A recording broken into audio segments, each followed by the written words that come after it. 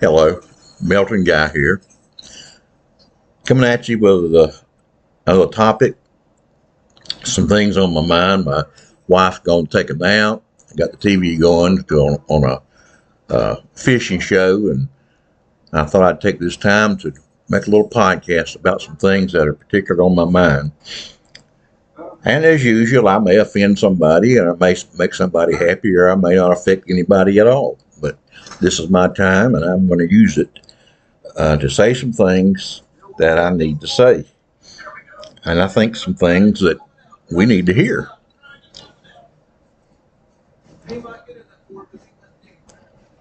You'll see the name of the podcast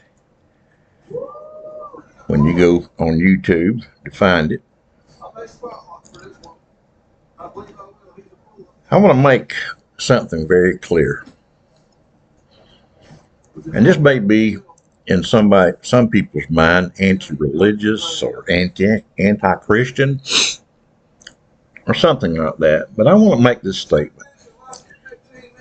You cannot think with your faith. You cannot think with your heart. Only our minds have that power. And this is something we need to realize, I think, more than ever in this country with an upcoming election, and as important as it is. You can listen to all the gaslighting. You can listen to Trump say that all the nations around the world are laughing at us. Well, that's gaslighting. When he was president, we were the ridicule of the world. And if they're laughing now, and I've talked to some people, and I know this is true in many countries, when they're laughing now, they're laughing at us.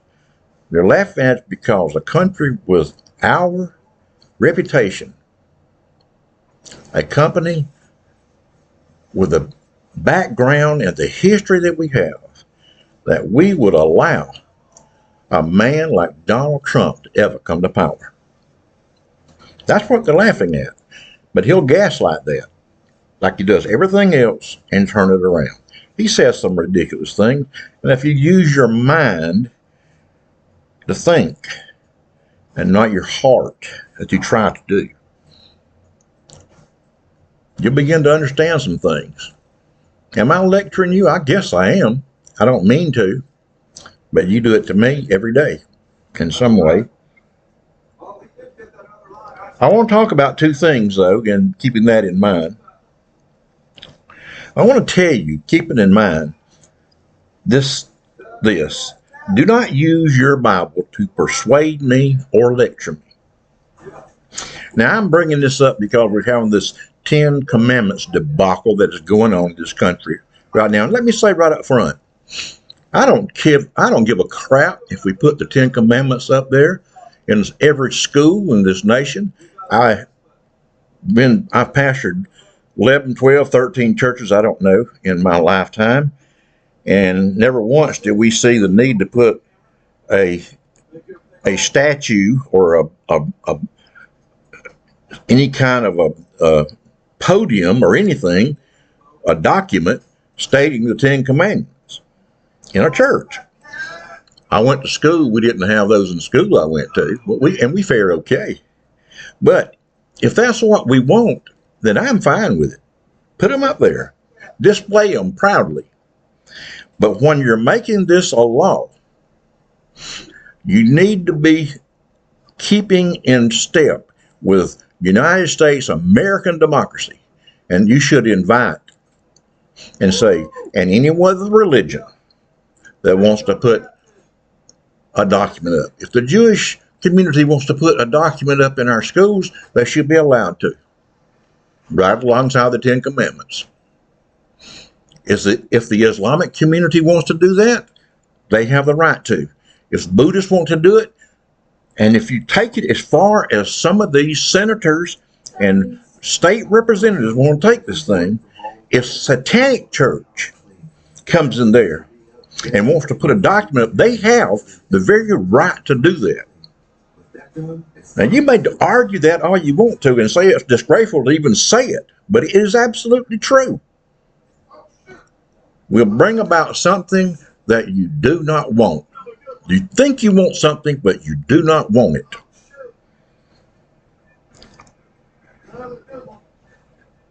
Now, I said, don't use your Bible to lecture me. Don't try to convince me, persuade me with the Bible. Here again, I may offend somebody, but I say it outright, and I can back up anything I say. I'm willing to do that. But you're talking about a book, most of which we do not know who wrote the different sections of that book. It's made up of scrolls and notes and books written by authors from thousands of years ago. In a very insignificant part of the world.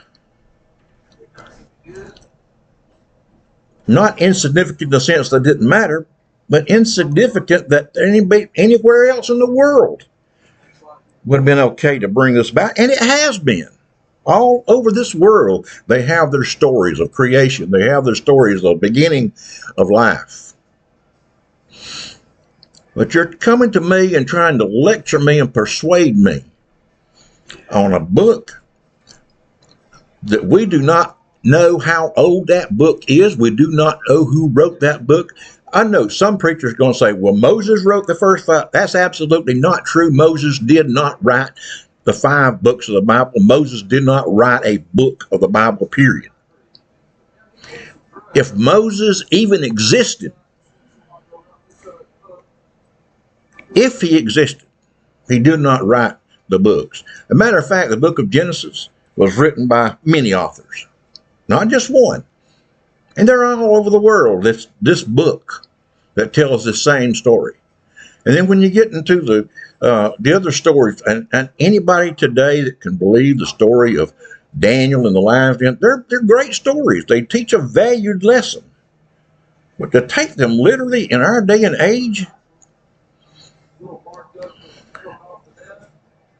I can't fathom the idea of an educated person.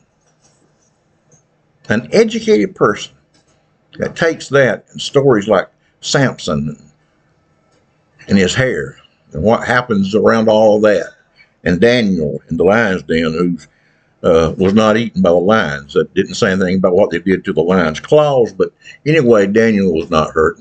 And there's stories like that all over the place. There's one story where somebody made fun of a prophet and God sent she-bears down to devour all the children that were making fun of him. All these stories are in this book that you want to lecture me, use to lecture me and teach me. In the prophetic books, the apocalyptic literature, when I see those books and read them, what I'm thinking, boy, this would make a great science fiction movie. And that's what I see. An attempt by some old authors and writers at trying to enter into the science fiction genre. And someone say, well, you sound like you have no faith at all anymore. I have faith. I believe in God with all of my heart.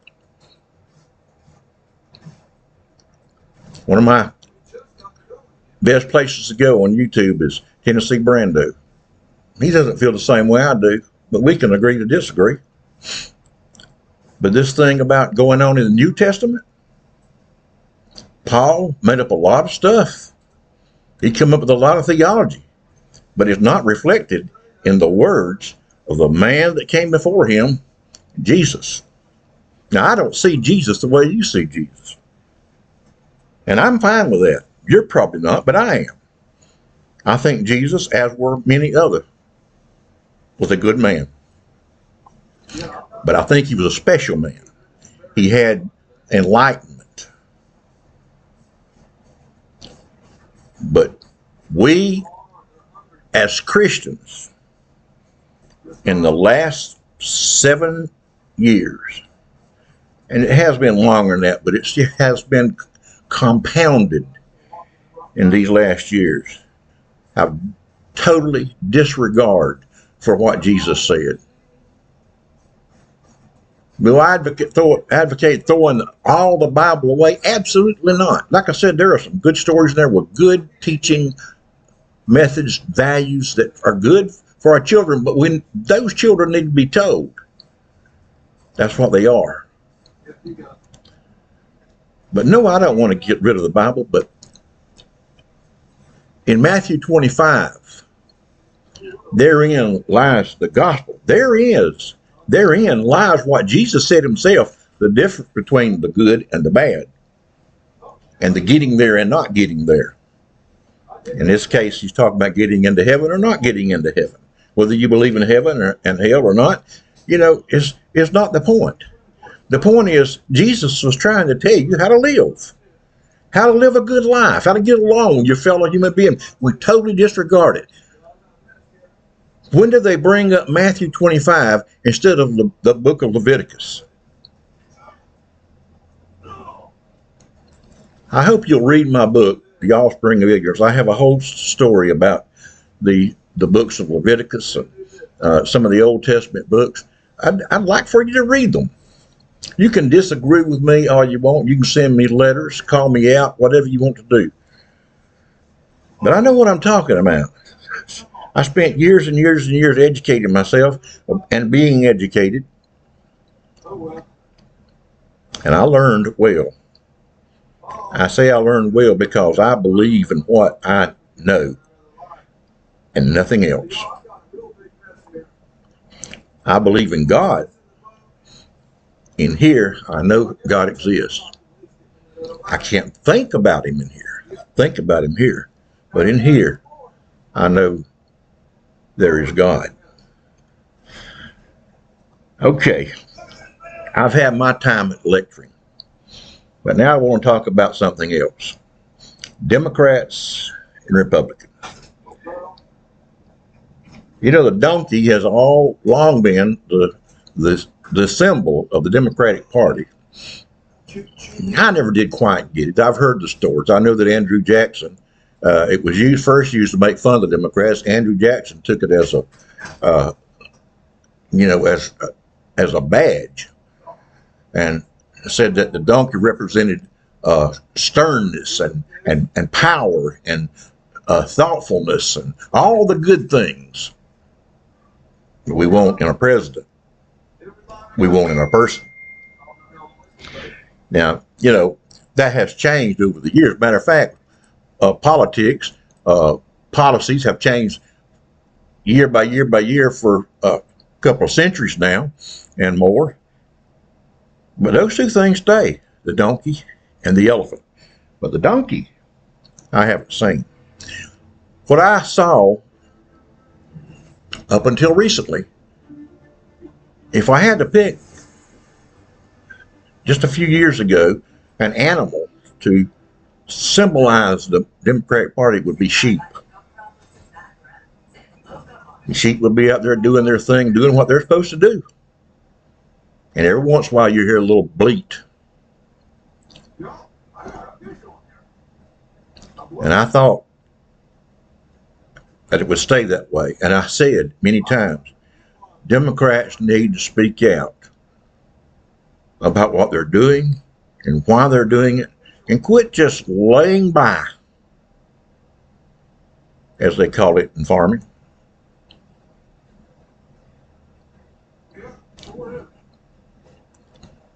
I began to hear a few roars as of late, thank God.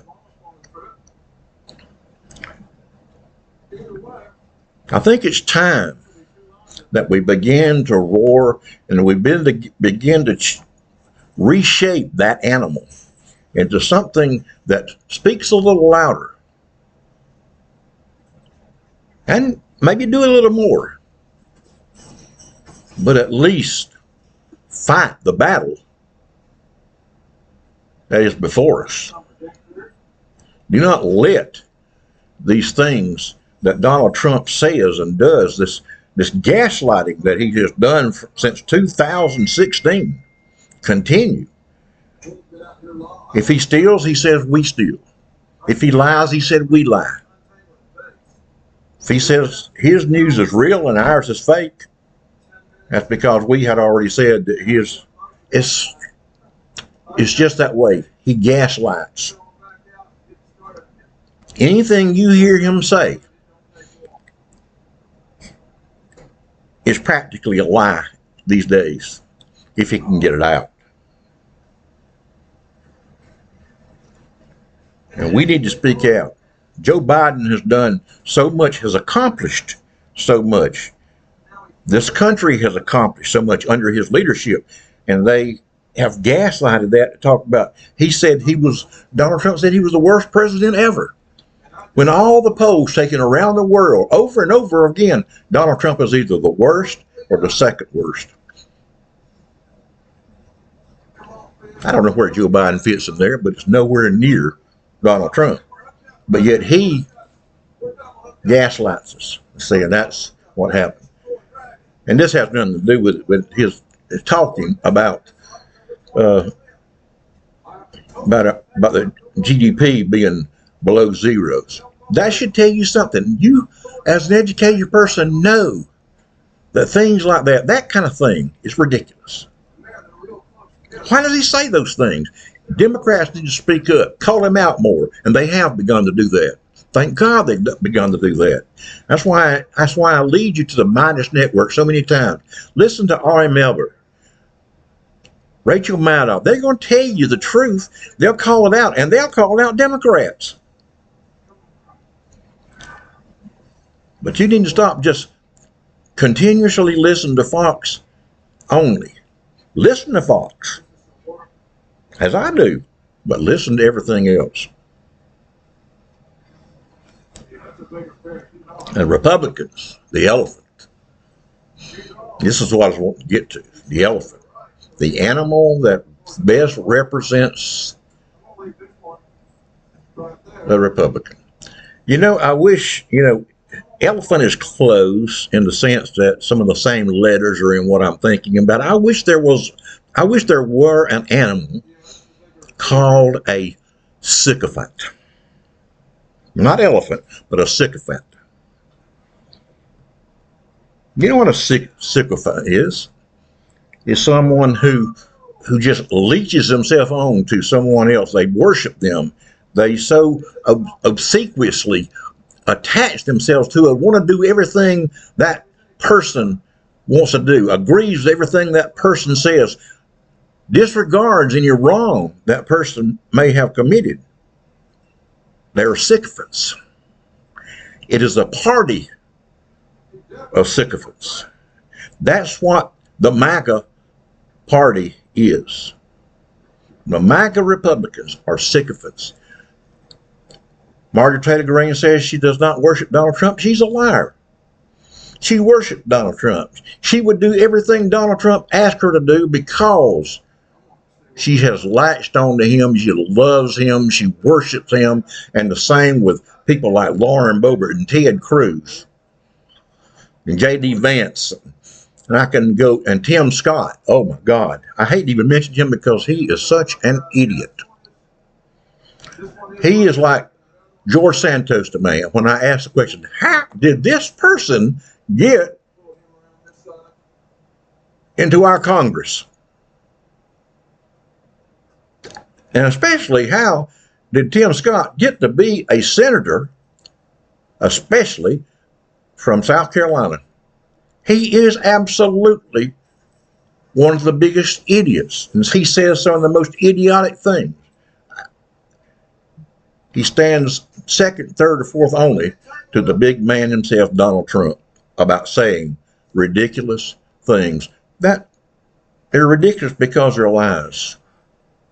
Absolute lies. That's what the party has become. Sycophants.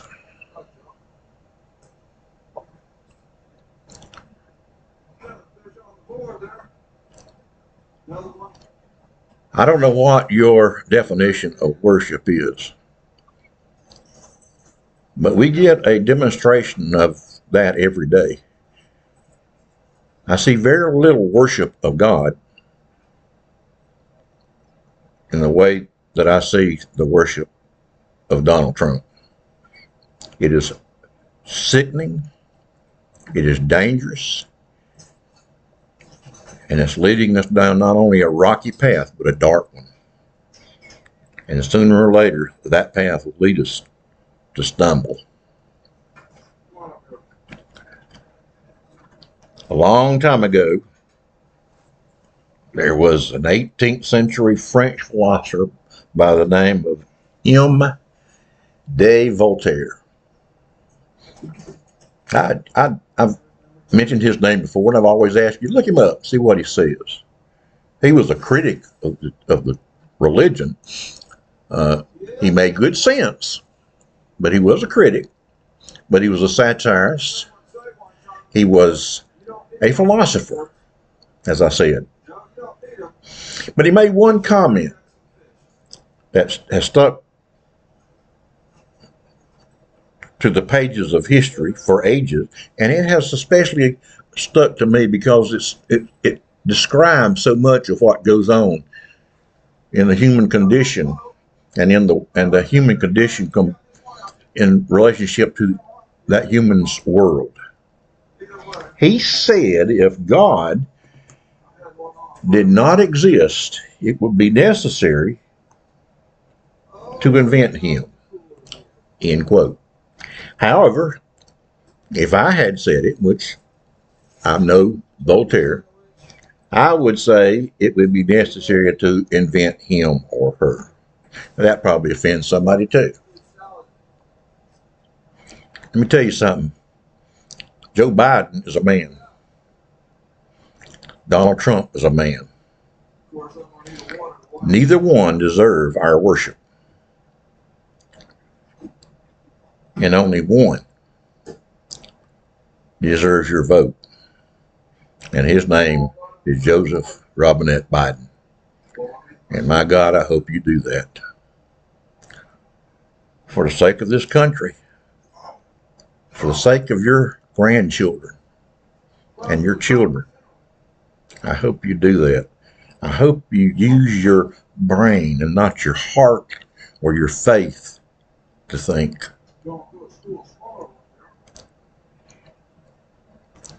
I also want to mention the ones I mentioned earlier: Tennessee Brando, Texas Paul,